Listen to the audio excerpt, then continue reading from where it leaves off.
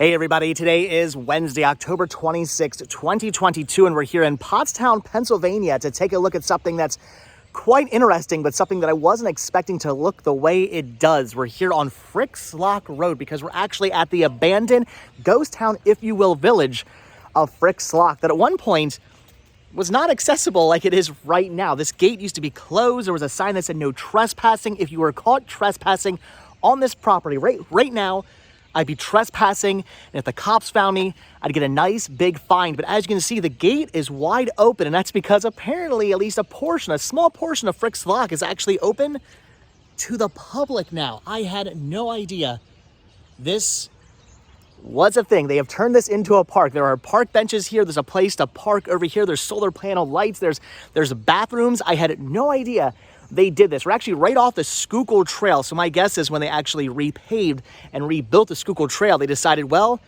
let's do something with the beginnings of Frick's Lock. Now, back in the day, this was pretty crazy because all of this was overgrown.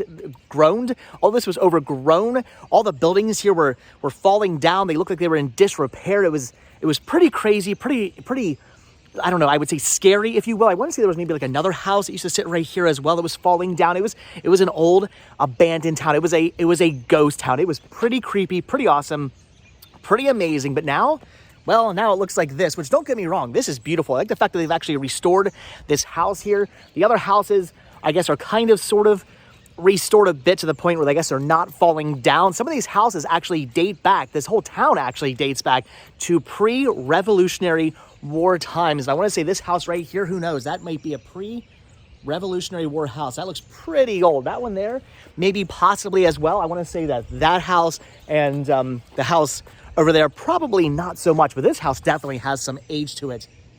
And it is beautiful. I looked inside. Looks like they're doing some restoration inside as well. They've, again, turned the back into like a bathroom area. So pretty awesome that you could actually walk down into this area. I wish I could take you down to the rest of the town, though, because right down where it does say no trespassing and those gates are closed, there's actually some very big fences back there as well that they do not want you to cross. I mean, those fences look pretty intense.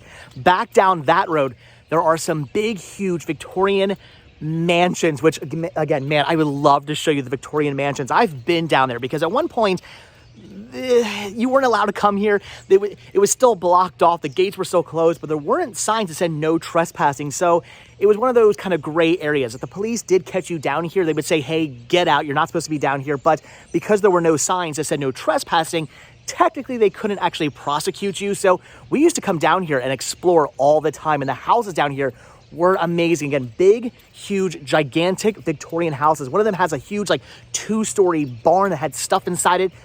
It was awesome to see, and I would love to actually take you guys back down in there and show you these 2 giant Victorian houses. But as you can see, Exelon generation, private property, no trespassing, and those gates, again, are pretty intense. They do not want people back there because apparently people were actually doing vandalization and they were burning stuff down. There was a fire back there. Apparently one of the old, I guess, lock houses was actually burnt down. One of the old historical lock houses was burnt down. And that's the whole reason why this place is actually called Frick's Lock, is even though the town dates back to before there was a canal and there was a lock, it was actually ended up being named after the lock. Because right over there, right across this grove of trees is actually the Schuylkill River, and they actually built a canal along the Schuylkill River that was used for transporting goods a long time ago, and they had to build locks on those canals, and there was a lock built right here. I believe actually a couple locks built right here, and this was a stopping point for the canal, and it was named after, I guess, the guy who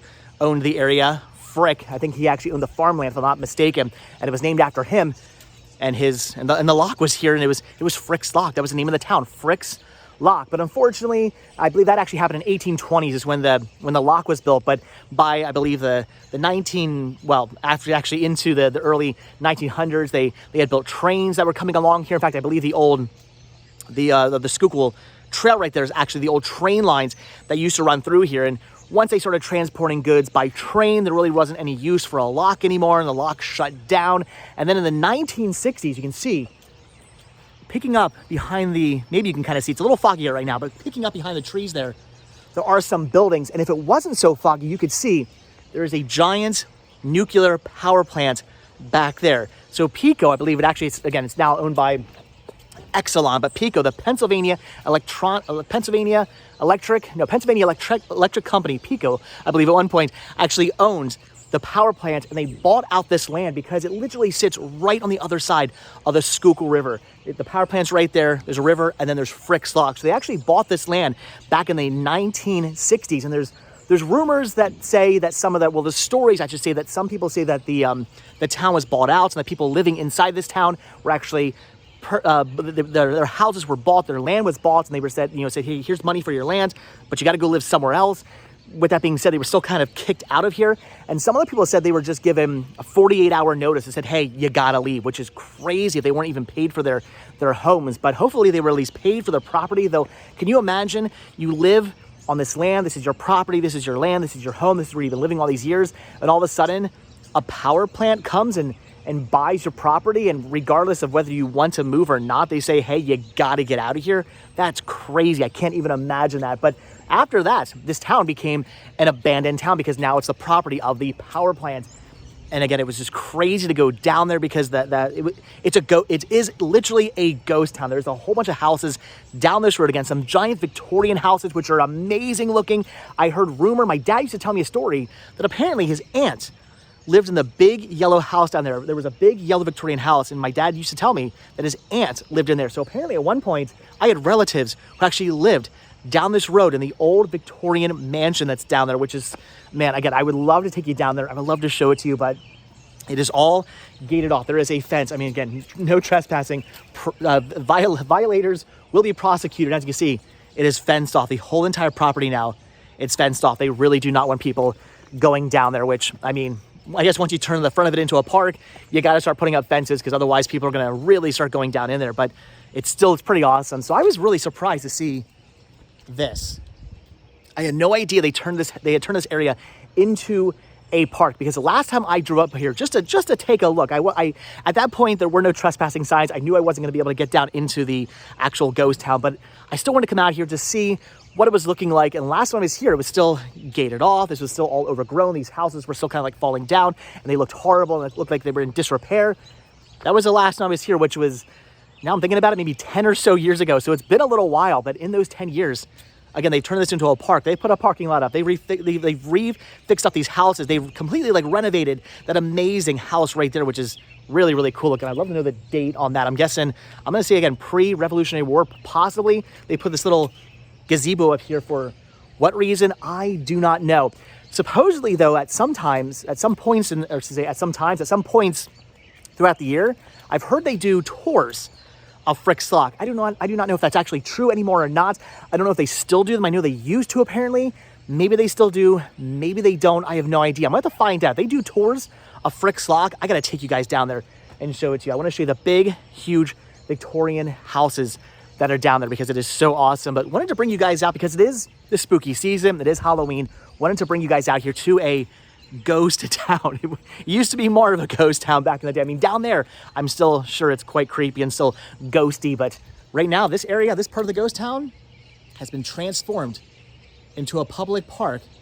Again, with a parking lot, restrooms. I guess they must do something. I mean, they've clearly got to do something out here. They're decorating for the Halloween season, for the fall season. So I don't know what goes on out here, but clearly something does.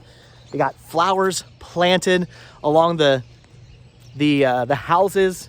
Again, it did not used to look like this back in the day. All of this was, like I said, overgrown and falling down. Now, it's actually looking pretty awesome. So cool you can come out here. I would definitely recommend checking this out. Now that I can actually tell you to get out here and see this, I thought I was going to have to tell you guys, you can't actually see this, but we can kind of look at it from the road, from a distance. And I was going to tell you guys about the history of it. But now that I can actually say, hey, get out here, you can actually walk around a little bit. Definitely come out here and check this out. Do not go down past those gates. Do not do that. You'll get yourself in some big trouble. Again, that is definitely private property. The giants, you can kind of, the fog is lifting. I don't know if you guys can see that. Can you guys see through the trees right there and right there? There are two huge cooling towers from the power plant.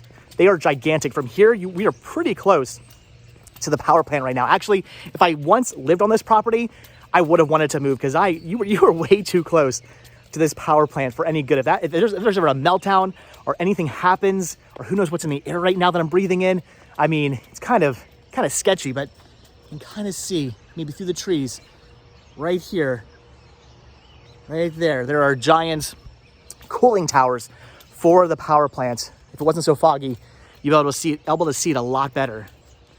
But pretty crazy, pretty awesome. So yeah, definitely get out here. Check out Frick's Lock. Check out this sort of kind of somewhat abandoned ghost town that's not so abandoned anymore because they have turned it into a little bit of a park, but it's very cool.